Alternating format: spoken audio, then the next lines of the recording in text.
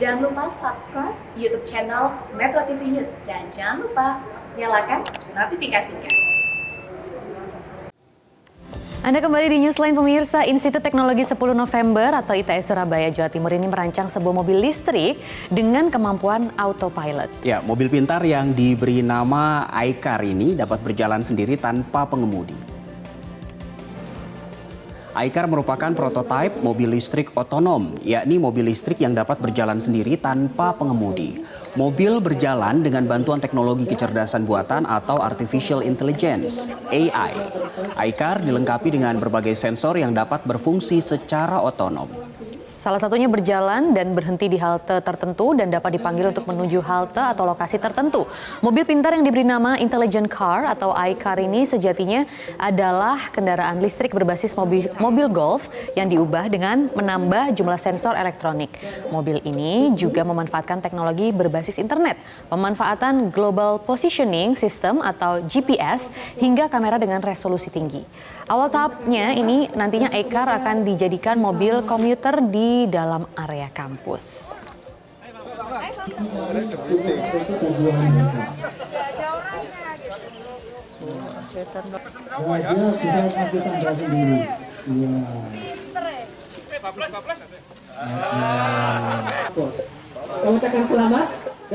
Sekarang yang dipakai itu hanya dua saja, menggunakan lidar seperti radar.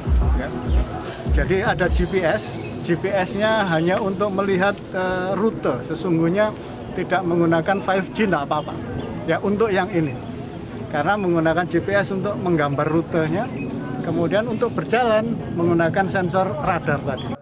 Oh, jadi kedepannya akan dijadikan semacam shuttle di dalam kampus, begitu pemirsa. Jadi mobil pintar iCar dirancang dengan kemampuan autopilot untuk memudahkan mobilitas penggunanya. Nah, apa saja kelebihan dan bagaimana proses kendaraan ini dibuat? Kita sudah bersama dengan Rudi Dikairono, Koordinator Bidang Mekanik dan Elektronik dari iCar. Selamat siang, Pak Rudi. Selamat siang. Terima kasih sudah bersedia bergabung di Newsline bersama kami. Pak Rudi, kami ingin tahu sebenarnya bagaimana sih nanti cara kerja dari mobil pintar atau iCar ini? Ya, jadi mobil ini akan ditempatkan di area kampus gitu ya. Jadi kita bisa memesan mobil ini melalui aplikasi.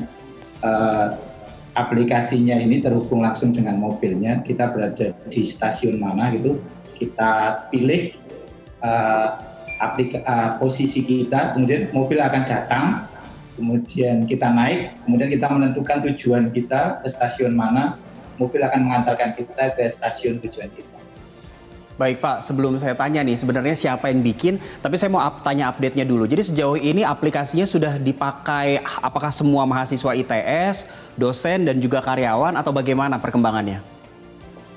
Ya, ini masih dalam bentuk prototipe ya, dan kemarin itu waktu 17 Agustus kan masih soft launching ya.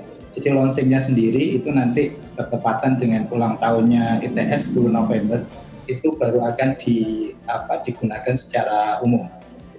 Oke, nah Mas kalau ditanya siapa yang bikin, jadi siapa yang membuat nih? Jadi ini adalah konsorsium penelitian dari 10 peneliti utama gitu, dan ada profesornya, ada doktornya, S2 dan tentunya dari mahasiswa. Kalau dari mahasiswa sendiri ini adalah gabungan dari beberapa tim robot ITS dan tim otomotif ITS. Oke, tadi kalau Pak Rudi gambarkan ini seolah-olah seperti transportasi online ya, kita pesan dari aplikasi tapi tidak perlu ada manusia di situ, tidak perlu ada pengemudinya begitu ya. Jadi saya penasaran ini teknologi apa sih yang digunakan Pak? Ya, jadi kalau untuk sistem navigasinya itu ada 3 teknologi utama yang kita pakai. Yang pertama itu adalah teknologi GPS itu untuk membuat rutenya, kemudian yang kedua adalah teknologi LiDAR itu untuk sensor jarak objek-objek yang ada di sekitar mobilnya. Kemudian yang ketiga adalah teknologi vision atau kamera, ini untuk mendeteksi manusia, mendeteksi mobil lain atau mendeteksi objek-objek yang lain yang ada di sekitar mobil. Oh, artinya dia bisa menghindari kendaraan lain yang ada di sekitarnya begitu ya. Jadi tidak menabrak begitu ya Pak Rudi ya. Nah Pak, komponennya nih apakah memang karya warga ITS atau bagaimana? Ya, sebagian besar ini kita produksi sendiri, kita buat sendiri untuk steeringnya, kemudian untuk sistem throttle-nya, tetapi untuk komponen-komponen besarnya misalnya mobil itu memang sementara ini masih kita gunakan mobil Golf. Tapi nanti dalam peluncuran resminya ini akan kita migrasikan ke mobil yang memang buatan dari ITS sendiri. Oke, bagaimana kalau dengan sensor-sensor yang ada di dalam komponen mobil itu Pak? Apakah memang semua pure buatan dari akademisi ITS? Kalau sensornya kita masih beli, tetapi program yang menjalankan sensor itu, memproses sensor itu, ini semuanya kita buat sendiri, kita generate sendiri. Nah kalau begitu bagaimana hasil tes ujinya selama ini? Untuk keamanan dan juga keselamatannya khususnya? Ya, sebagaimana kemarin dalam soft launching yang sudah dihadiri Bu Risma juga, Wali Kota Surabaya, sudah mencoba juga dengan Pak Rektor, dengan beberapa pimpinan ITS yang lain. Selama ini alhamdulillah sudah bisa berfungsi untuk area tertentu saja, jadi masih spesifik areanya. Tetapi ini dalam waktu dekat akan kita kembangkan sehingga mampu menjangkau seluruh area kampus. Baik, Pak Rudi, ke depannya ada targetkah berapa mobil yang ingin diciptakan untuk warga ITS di sana? Cita-cita dari kita dan juga Pak Rektor kemarin sudah sampaikan, insya Allah akan ada 3 jalur shuttle yang ada di ITS sehingga menjangkau keseluruhan kampus. Mungkin mobilnya untuk masing-masing shuttle idealnya ya ada 2 mobil. Oke, Pak Rudi, satu lagi. Tapi ngomong-ngomong ya, untuk membuat satu mobil itu memerlukan waktu berapa lama Pak? Dari perancangan hingga akhirnya siap jalan begitu?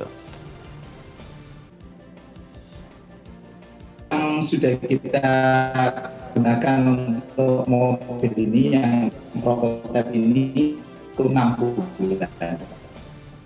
Oke, nah nantinya Pak, apakah kemungkinan akan diproduksi secara massal begitu? Sampai sekarang tuh sudah sejauh mana sih Pak pengembangannya?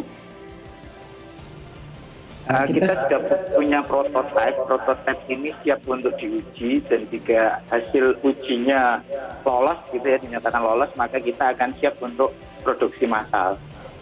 Oke, jadi nggak cuma di lingkungan ITS saja ya Pak, kemungkinan juga mungkin di kampus-kampus atau lingkungan lain juga yang bisa memerlukannya begitu. Jadi manfaatnya semakin meluas ya. Terima kasih Pak Rudi Dikairono, Koordinator Bidang Mekanik dan Elektronik iCar ITS Surabaya, Jawa Timur. Sukses selalu Pak.